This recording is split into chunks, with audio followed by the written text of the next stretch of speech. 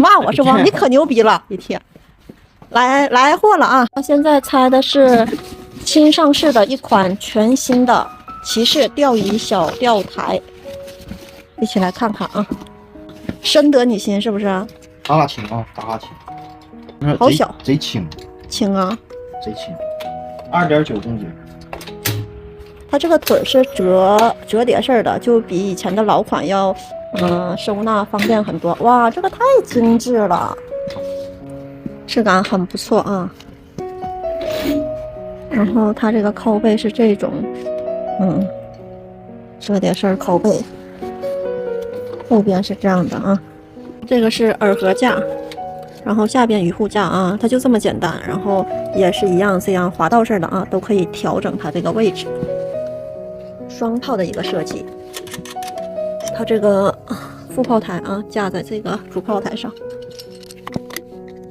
它也是那个休闲钓还有台钓啊两用，真简单呐。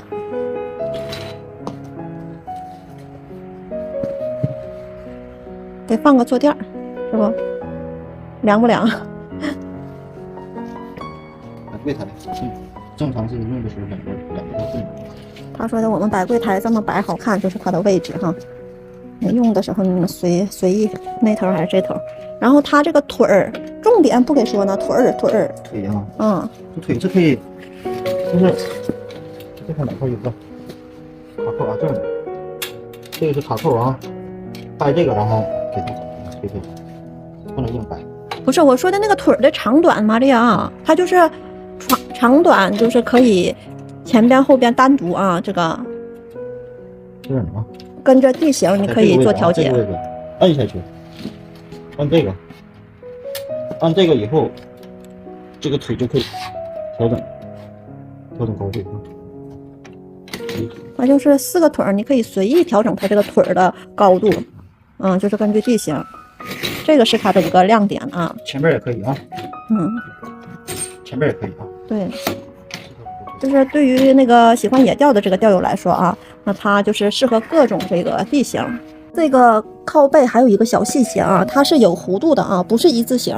这样的话就是还是更那个靠起来更舒服一些。然后它这个布啊，这个做时间长了就可能会有这样那样的问题啊，但是你可以换啊，这个它单独都可以拿啊。这次这个钓台是就是所有的部位啊，比如说我这边不小心拿什么给捅坏了，就可以单换这个。可以单换它啊，就是申请售后就行，当然是得花钱。